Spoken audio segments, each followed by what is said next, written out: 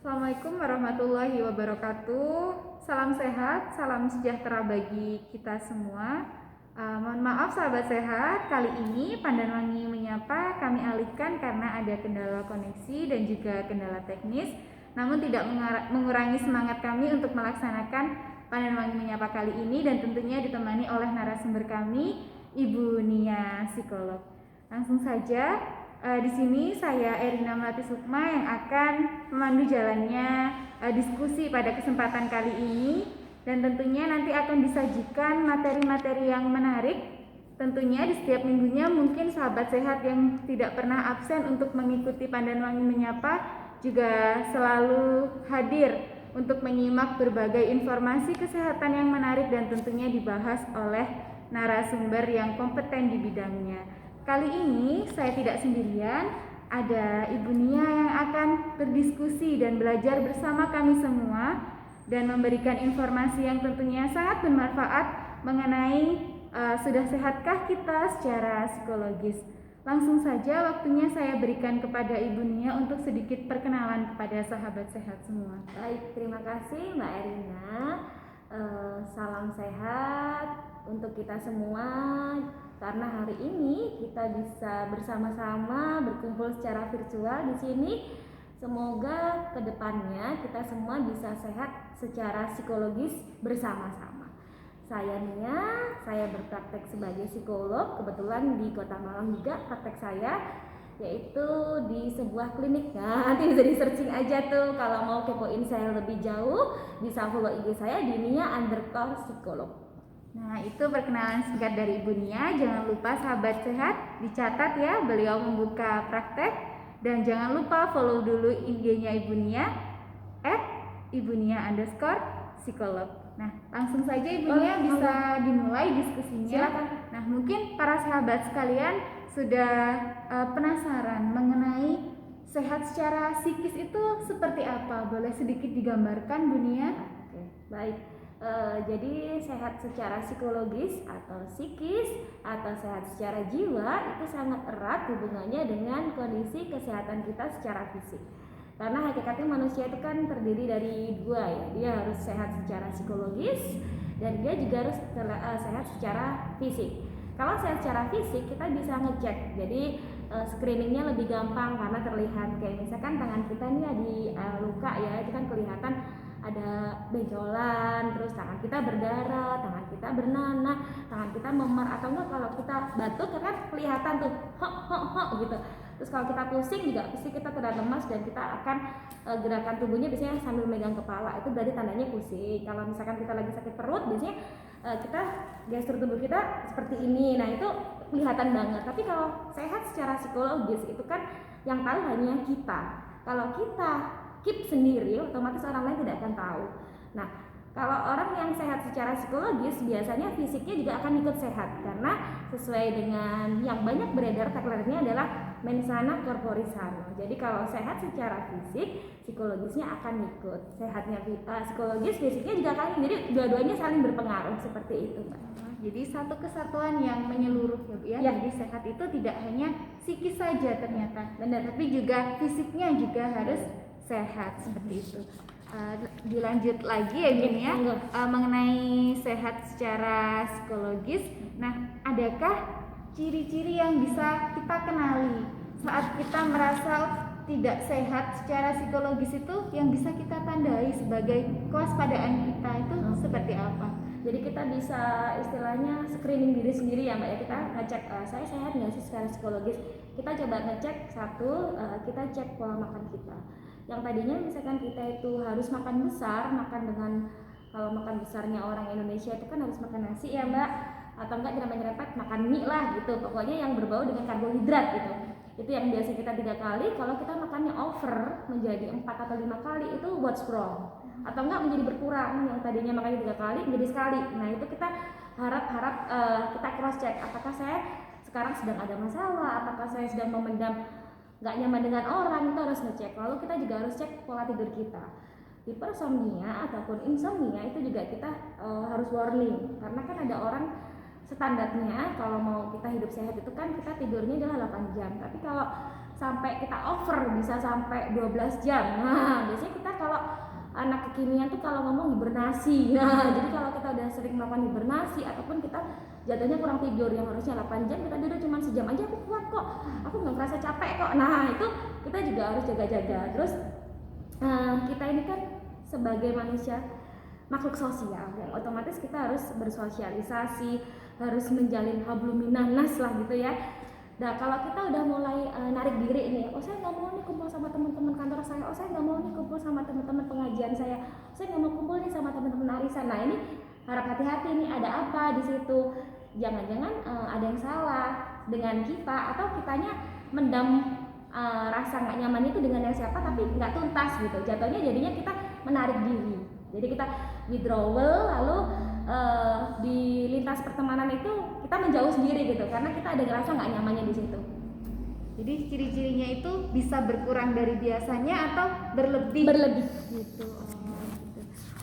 Dilanjut lagi mengenai sehat secara psikis atau mental ya Bu biasanya disebutnya. Dari sisi kepribadian itu seperti apa Bu yang bisa ditandai? Oke. Jadi kepribadian itu kan terlihat sekali dari bagaimana dia berperilaku yang nampak atau observable ya. Jadi perilaku yang nampak itu dia kelihatan. Kalau misalkan orang-orang yang sehat secara psikologis itu perilakunya fan-fan aja. Jadi nggak ada perilaku yang destruktif, yaitu merusak. Nah, karena kan ada beberapa orang tuh kalau yang lagi marah, mohon maaf nih, jadi semuanya kebanting gitu. Kalau saya nggak mau ada piring terbang, ada sendok terbang, nanti taplak meja tuh ditarik terus dibuang. Nah itu, atau enggak melukai diri sendiri. Contohnya kayak mohon maaf membenturkan kepala, terus melakukan menyakiti diri sendiri, atau self harm ya kalau yang lebih parah. Itu harus hati-hati. Terus kalau udah ada pikiran yang mengarah kita, aduh deh mati aja, nah itu harap hati-hati. Udah deh kayaknya aku ini nggak fungsi, nggak guna aku hidup, mendingan ya udahlah, udah nggak ada yang sayang sama saya kayak gitu. Itu juga harus hati-hati. Terus dengan perasaan yang menjadi karakteristik individu dalam penyesuaian untuk memenuhi tuntutan. Itu kalau kita baca dari teorinya Ratus dan Nevitt tahun 2002 Mbak.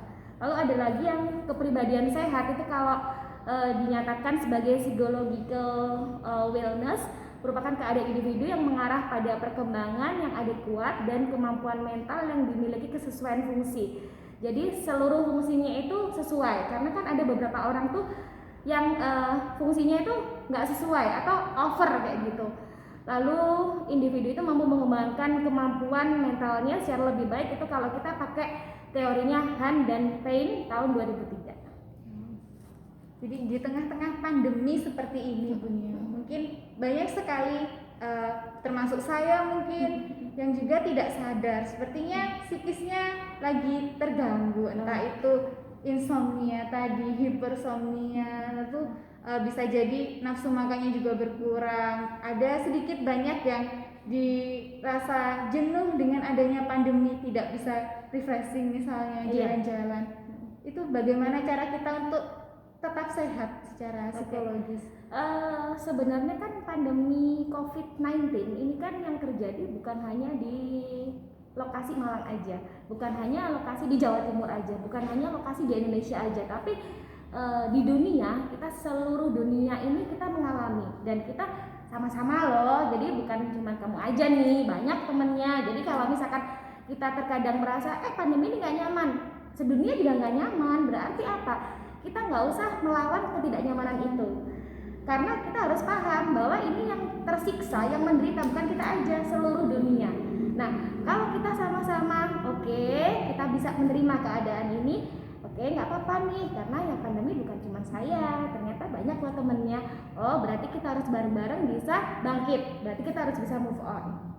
Karena pandemi ini kan juga nggak sebentar Mbak ya, bukan sebulan 2 bulan nih, tapi udah bertahun-tahun kita kayak gini. Kita harus yang tadinya bisa hahaha tanpa bermasker, kita kemana-mana sekarang bermasker, apalagi sekarang harus double mask lagi. Kalau yang belum terbiasa ya mohon maaf, yang kita rasakan adalah kita jadi sesak untuk berbicara, lalu kalau bahasa Jawa tuh pelepek. Karena di daerah area dekatnya hidung ini kan mesti selalu berkeringat ya Mbak. Nah itu tapi bukan kita aja, banyak loh temennya. Jadi kita biar merasa kuat. Lalu kalau misalkan kita udah terjadi kejenuhan ya, kejenuhan itu kalau di psikologis namanya burnout. Nah, terjadi kejenuhan dari kita karena kita merasakan kok monoton ya aktivitasnya, kalau nggak virtual ya disuruh masuk, karena untuk beberapa kantor dan sekolah itu kan pakai split ya Mbak, jadi seminggu masuk 2 kali atau seminggu masuk 3 kali, atau bahkan ada beberapa perusahaan yang menerapkan ya udah deh WFH aja gitu biar safe sama-sama. Jadi kita di rumah kita juga bisa sambil mengisi waktu dengan cara me time kita nggak boleh hilang. Contoh kalau misalkan perempuan itu kan suka apa ya, mempercantik diri ya. Kayak misalkan dia memang sukanya pakai lulur di rumah, silakan. Jadi sebelum virtual sebaiknya luluran dulu, mandi terus baru virtual. Jadi nanti waktu kondisi kita harus on fire, kalau saya ngomong itu kita udah siap nih. Karena tadi sebelumnya saya udah memanjakan diri, saya udah me time. Dan me time di sini bukan harus yang seperti orang lain lakukan yang harus pergi ke luar negeri lalu membutuhkan waktu beberapa jam. Jangan lama-lama me time-nya. Me time itu kalau misalkan waktu yang singkat 15 menit aja kita udah bisa me time sebetulnya. Contohnya kayak misalkan kalau Mbak Irina tuh suka lagu pop ya, nah itu boleh silakan sambil nyetel lagu pop 15 menit aja tapi tanpa diganggu nih. Nah, jadi sekitarnya nggak usah ada orang lain, jadi hanya Mbak Irina dengan musik itu sendiri. Itu kita bisa menikmatin, wah enak banget ya. Nah nanti pas setelah Mbak Irina melakukan me time, biasanya kita akan ngerasa kita habis ngecas energi. Nah jadi habis ngecas nanti bisa on lagi. Terus jangan lupa exercise. Exercise-nya nggak usah yang banyak-banyak nih seperti yang kemarin dibahas di IG saya hari kemarin.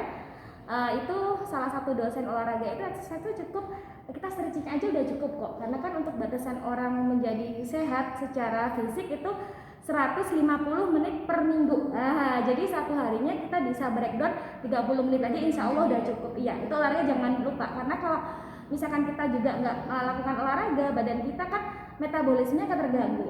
Kita akan cepat lelah di bagian sini paha karena kita kan posisinya duduk dan kita jarang berdiri. Gitu. Nah, di sisi lain Bu Nia, dari sisi individu, dari kita tidak bisa memungkiri dari sisi perekonomian masyarakat gitu. Banyak juga yang melakukan penyimpangan, misalnya ada yang ter-PHK seperti itu, akhirnya harus mohon maaf mencuri dan lain sebagainya. Hal kayak gitu apakah kesehatan psikisnya sudah bisa dikatakan itu sudah parah sekali sampai bisa mengalihkan ke perbuatan yang seperti itu? Okay. Baik, jadi gini Mbak Irina, orang itu kan tergantung bagaimana dia coping stresnya.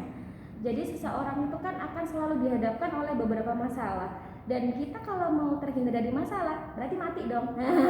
Karena selagi kita hidup selalu akan ada bermunculan banyak stimulus-stimulus baik yang nyaman maupun nggak nyaman.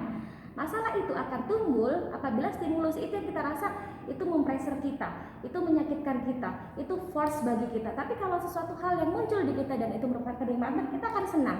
Nah, harusnya kalau manusia yang normal itu udah siap nih, mau dikasih masalah yang happy, mau dikasih masalah yang menyakitkan, harus siap. Karena kan di bumi ini kan semua dua sisi ya Mbak ya. Ada hitam, ada putih, ada atas, ada bawah, kanan, kiri. Itu udah lengkap. Jadi kalau misalkan ada orang-orang yang akhirnya coping stresnya mengambil jalan buntu, wah itu kan jalan buntu, jalan pintas ya. Kalau saya ter-PHK ya udah dong, saya ngapain nggak nyulik punyanya orang-orang yang punya, toh mereka juga kalau saya ambil segini nggak mungkin habis. Nah itu berarti dia cut-nya itu singkat banget. Harusnya kan di musim pandemi ini banyak aktivitas yang bisa kita lakukan. Terbukti aja sekarang banyak UMKM yang akhirnya berjualan masker dari kain perca, dari apapun. Terus kalau di Pandanwangi sendiri kan kemarin juga punya program yang bikin lilin dari jelantah. Ya harusnya kan banyak hal yang bisa kita lakukan, kreativitas kita akan muncul. Karena sebetulnya pandemi ini adalah percepatan untuk menuju ekonomi 4.0.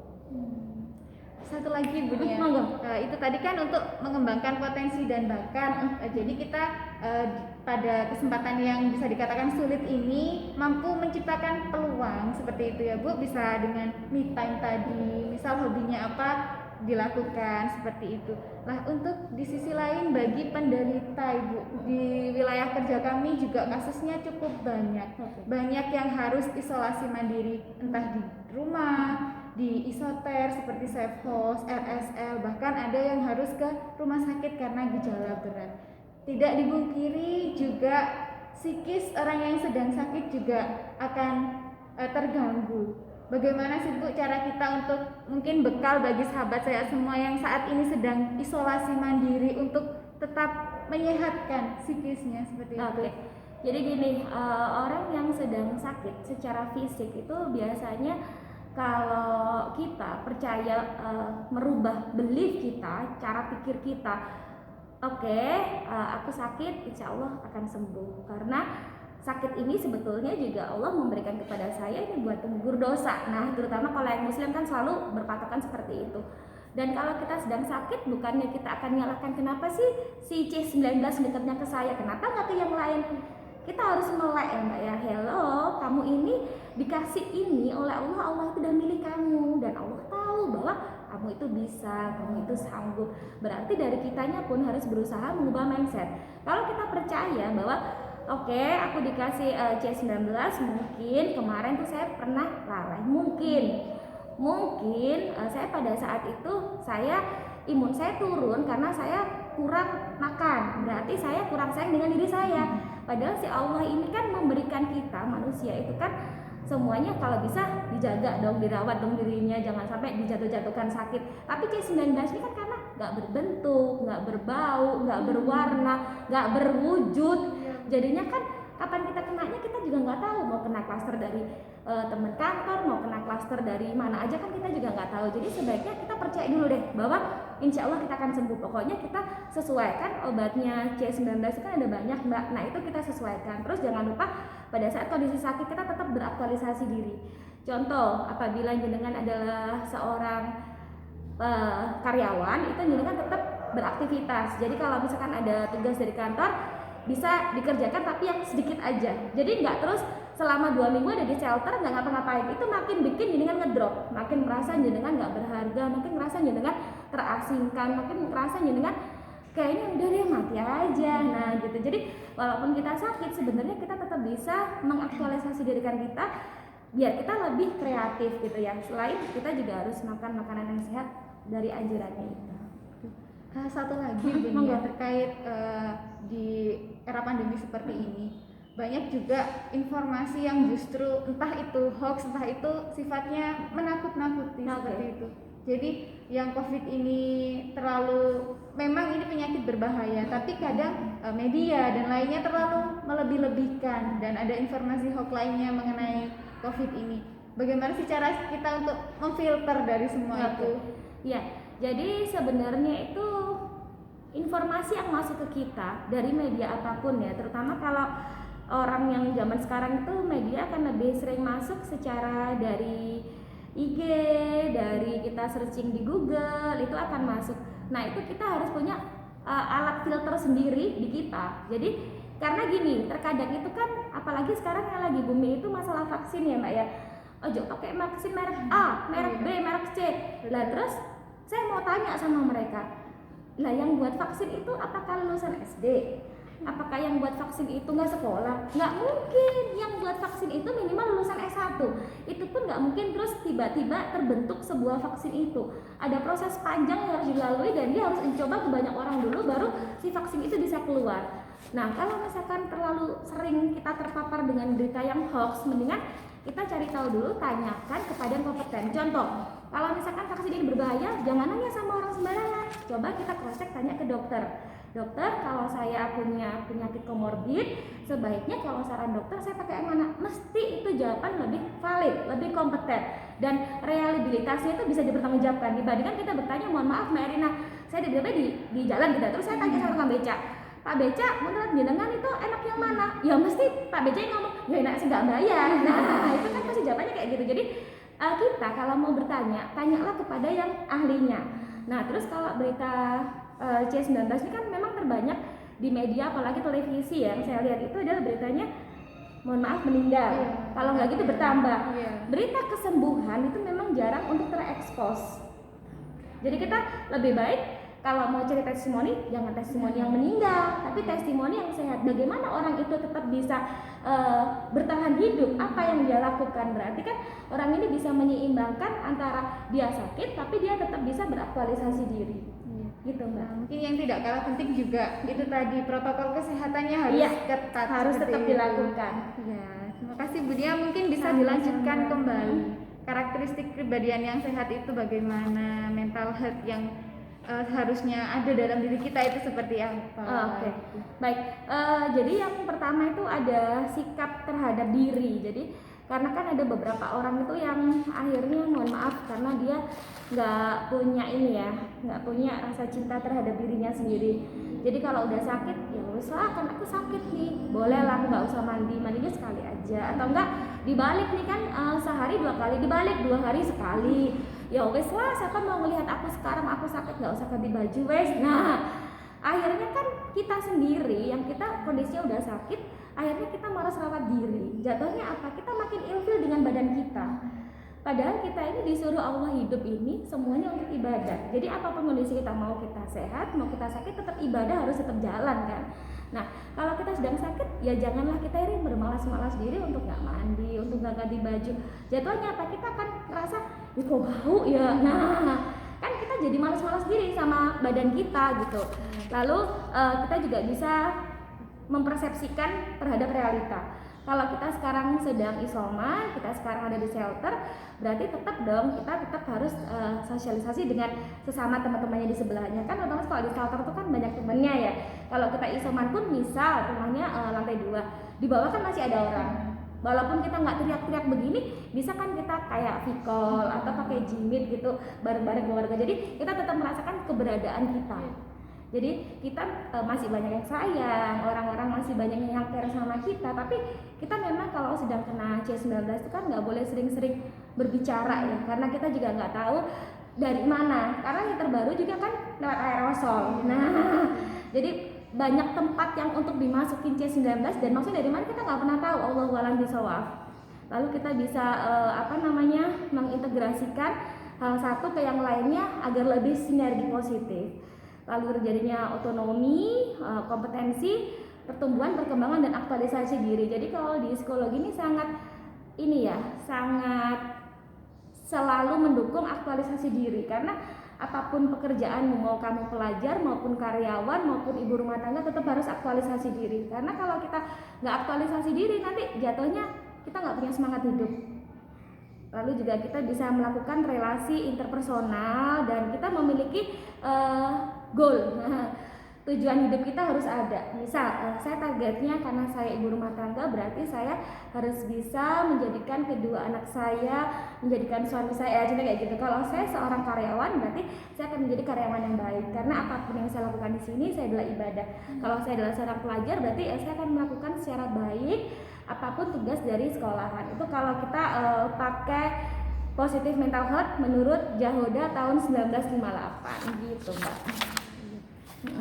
Satu lagi Bu Nia, ini terkait masih suasana isolasi mandiri. Karena jika kita membahas tentang isolasi mandiri ini sangat bukan hanya menarik tapi sempat juga memicu adanya gejolak di masyarakat. Tidak dipungkiri ya Bu, misalnya saat ada tetangganya pada saat awal-awal COVID ada penjemputan pasien, pasti di sekitar rumah itu akan rasa takut untuk nantinya berinteraksi kembali dengan si pasien ini, itu juga akan timbul. Bagaimana Bu cara menjaga lingkungan nantinya? Atau di sini mungkin tidak hanya untuk yang isolasi mandiri, mungkin sahabat sehat yang di lingkungannya saat ini terdapat tetangganya, bahkan saudaranya sendiri atau bahkan keluarganya sendiri sedang mengalami COVID-19 dan saat ini harus isolasi, apa sih yang harus kita lakukan Ibu? Jadi gini, yang pertama apapun yang terjadi, mau itu di sekitar kita, mau itu keluarga kita, mau itu tetangga kita, sebaiknya stigma atau labeling negatif pada penderita atau penyintas itu nggak usah ada. Karena begini, kalau saya akhirnya berpikiran C19 itu kayaknya hanya bergiliran aja siapa yang kena gitu. kalau misalkan kita banyak-banyak berdoa, banyak-banyak ikhtiar gitu, ya insya Allah kita nggak kena. Tapi teman-teman nakes pun prokesnya juga nggak kurang-kurang juga kena gitu. Jadi kita nggak pernah tahu siapa yang mau dikenakan sama Allah. Yang jelas kita nggak pernah tahu apa isi yang ada di sana, yang ditakdirkan oleh Allah kepada kita.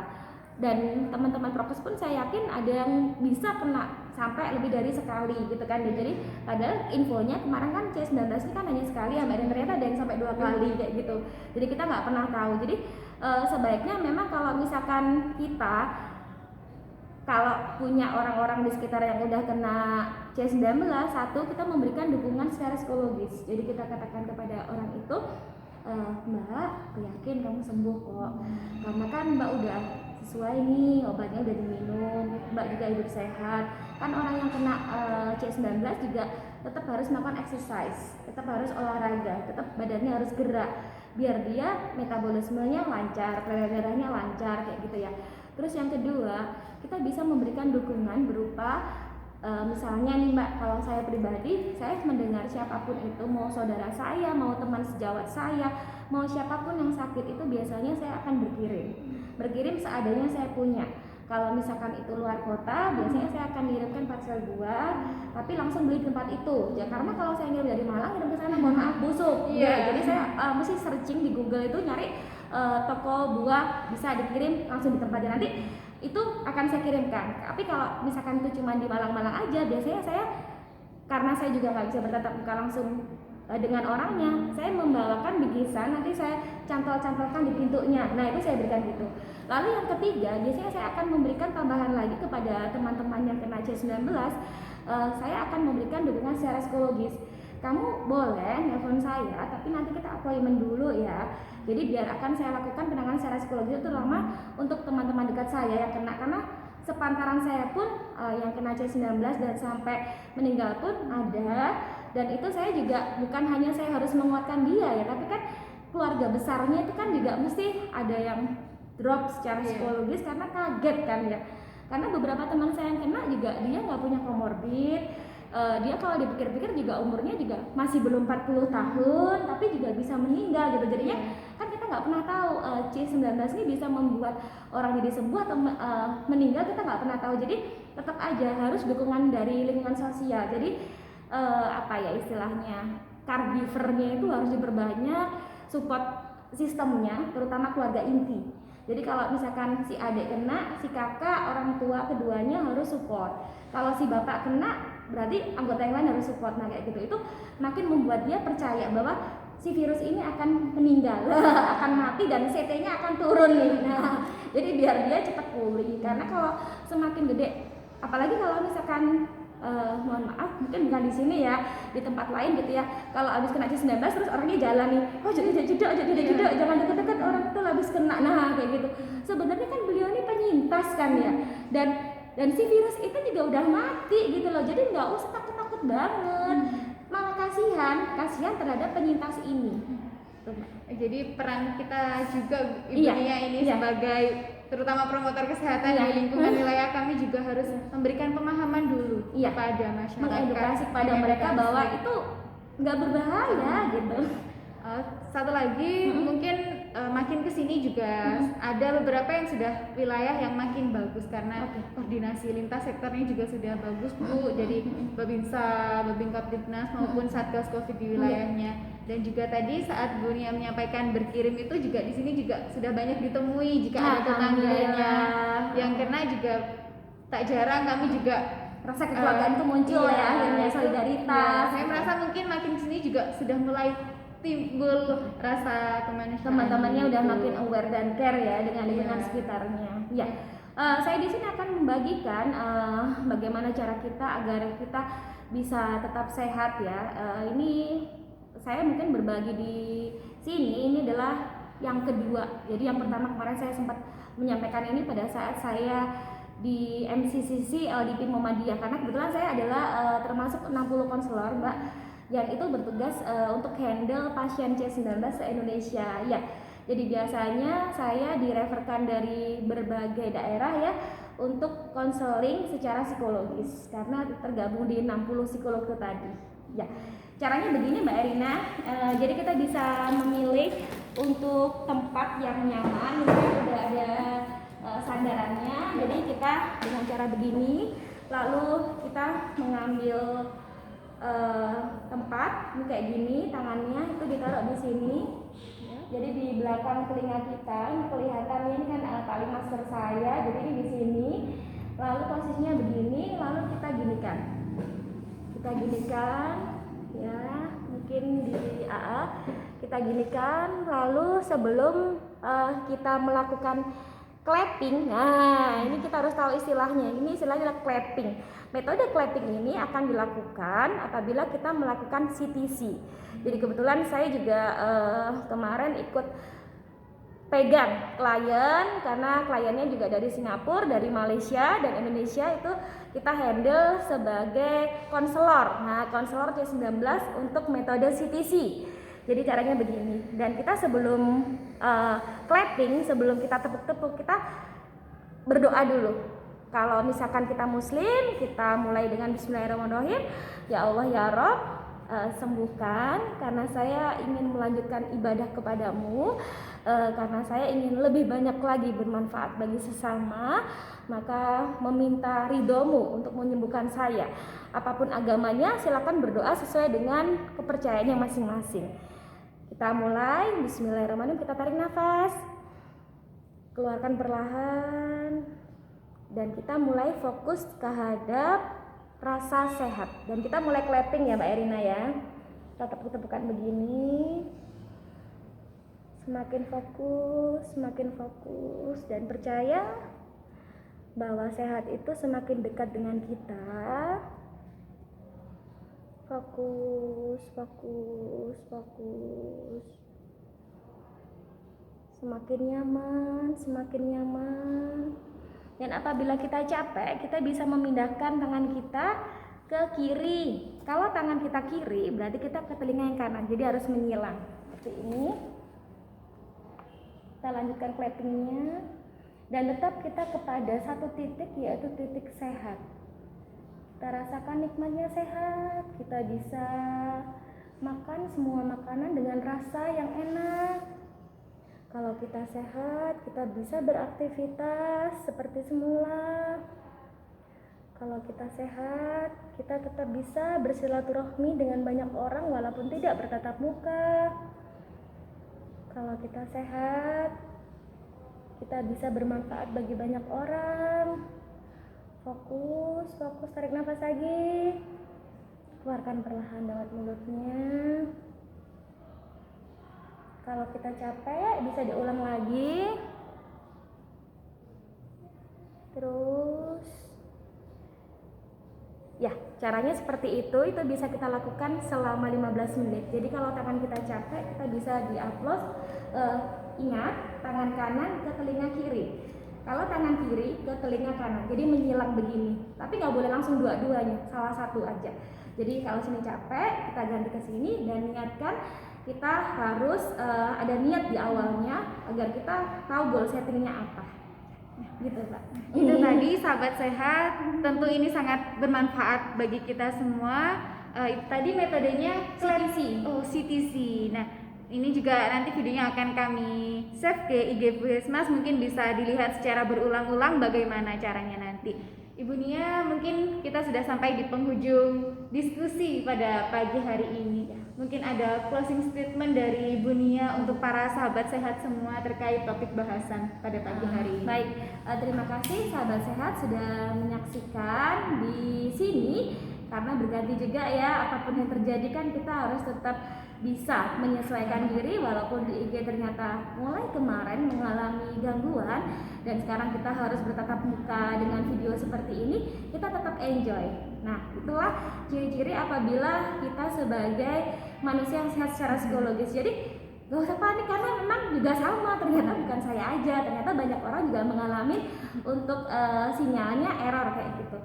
Jadi gini, apabila sekarang kita sedang memiliki rasa gak nyaman dengan orang lain, coba kita bebaskan. Kita bebaskan pikiran kita lepaskan, lalu coba kita maafkan. Dan kita mensyukurin semua apapun itu kenikmatan dari Allah terhadap kita. Contoh misalkan kita sekarang bisa berjalan tanpa pakai kursi roda, kita bisa berjalan tanpa pakai egrang atau tongkat, dan kita tetap bisa menikmati seluruh makanan itu dengan enak. Yang pedas juga rasanya pedas, yang asin asin. Coba kalau kita kondisi sakit, semua makanan rasanya pahit, nah padahal ada rasanya. Jadi semua yang dikasih sama Allah ke kita itu kita syukurin, terutama kesehatan. Lalu apabila kita sedang nggak nyaman dengan orang, coba kita maafkan orang itu. Karena semakin kita menyimpan rasa nggak nyaman, iri, dengki, atau rasa apapun itu membuat kita semakin terpikirkan. Padahal ingat, kalau kita lagi nggak enak sama orang dan kita nggak maafin orang itu, kita kalau tidur akan kepikiran orang itu. Kita mikir gini, kok bisa ya dia begitu, kok bisa ya, padahal dianya enak-enakan tidur. Jadi ngapain kita mikirin orang itu? Jadi kita coba lepaskan, kita bebaskan, kita maafkan, dan kita syukurin semuanya, maka kamu akan bahagia. Sudah cukup ya, Ibu Nia. Nah, terima kasih sahabat sehat semua. Semoga diskusi yang sangat enjoy kali ini sangat menarik tentunya, dan juga sangat bermanfaat bisa kita pelajari bersama pelan-pelan untuk menyehatkan psikis kita, dan juga tidak lupa fisik kita juga harus sehat. Bagaimana cara menyehatkan fisik di kala pandemi ini, kami juga sudah semuanya mungkin sudah dibekali bagaimana kita menjaga dengan protokol kesehatan yang baik. Seperti itu.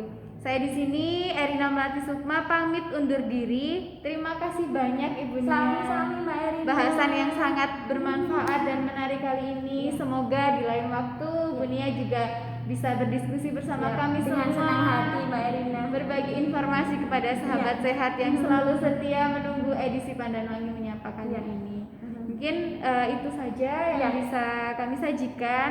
Mohon maaf sebelumnya apabila tadi ada kendala teknis maupun koneksi yang kurang berjalan dengan baik. Kami undur diri. Salam sehat, salam sehat, salam ceria. salam ceria. Terima kasih. Terima kasih. Iya, terima kasih Mbak Erina.